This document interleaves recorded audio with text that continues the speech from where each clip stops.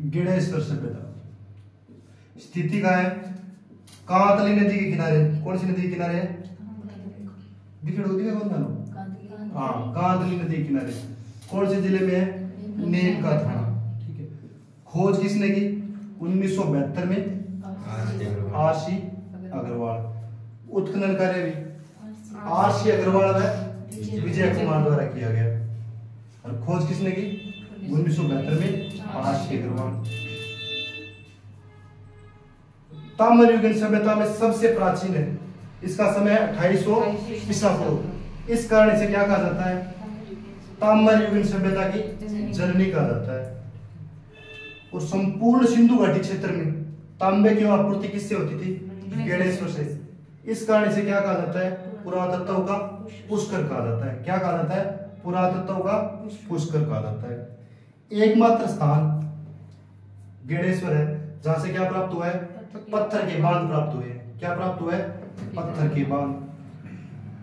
और यहां से तांबे का बाण क्या प्राप्त हुआ है? तांबे का बाण, मछली पकड़ने का कांटा। मृत बाण कौन से प्राप्त हुए? लाल व नीले मृत बाण प्राप्त हुए। और लाल व काले कहां से प्राप्त हुए? आहड़ से। लाल व काले तो है आहड़ से, लाल नीले गणेश्वर से। इन्हें क्या कहा जाता है? कपीसवर्णी मृत बाण कहा जाता है। क्या कहा जाता है? कपीसवर्णी। जितनी भी सामग्री मिली है 99% क्या मिली है? तांबे की। यहां से प्राप्त सामग्रियों में 99% तांबे की बनी हुई है। ठीक है। क्या की मिली है? तांबे की। और देखो ये मिले यहां से प्राप्त अन्य सामग्रियां, बाण, मछली पकड़ने का कांटा, दोहरी पेचदार सिरे वाली ताम्र पिन, उस तरह के फलक नाई उस तरह रखे रहनी ऊपर में तांबा उमड़ेड़ो। ठीक है। उस तरह के फलक और तांबे की अंगूठियां। मकान, गणेश्वर के मकान किससे बने होते थे? पत्थर। ठीक है। गणेश्वर सभ्यता में मकान पत्थर से बने होते थे। सभ्यता में मकान पत्थर के बने, पत्थर के बने।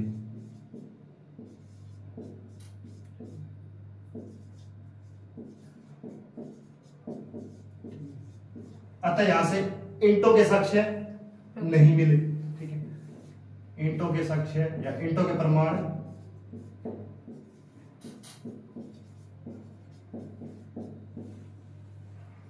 नहीं प्राप्त हुए।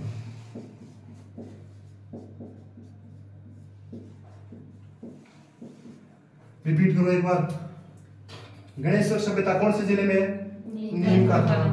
नदी कौन सी है? कांतली नदी। खोज 1972 में किसने की? आरसी अग्रवाल। उत्खनन कार्य आरसी अग्रवाल प्लस विजय कुमार। ताम्रयुगीन सभ्यताओं में सबसे प्राचीन समय कितना है? 2800 ईसा पूर्व। इस कारण से क्या कहा जाता है? सभ्यता की जननी कहा जाता है। संपूर्ण सिंधु घाटी सभ्यता में तांबे की आपूर्ति किससे होती थी? गणेश्वर से। इस कारण से क्या कहा जाता है? पुरातत्व का पुष्कर कहा जाता है। एकमात्र स्थान जहां से क्या प्राप्त हुए? पत्थर के बाण प्राप्त हुए। इसके अलावा तांबे का बाण, मछली पकड़ने का कांटा, लाल व नीले मृत बाण, जिन्हें क्या कहा जाता है? कपीसवर्णी मृत बाण कहा जाता है। क्या कहा जाता है? कपीसवर्णी। यहां से प्राप्त सामग्रियों में 99% किसकी बनी हुई थी? तांबे की बनी हुई थी। ठीक है। और गणेश्वर सभ्यता से में मकान किससे बने हुए थे? पत्थर के बने हुए थे। किसके? पत्थर के। इस कारण यहां से ईंटों के कोई भी प्रमाण या साक्ष्य नहीं मिले। और देखो अन्य सामग्रियां, बाण, मछली पकड़ने का कांटा, दोहरी पेचदार सिरे वाली पिन, उस तरह के फलक और अंगूठियां।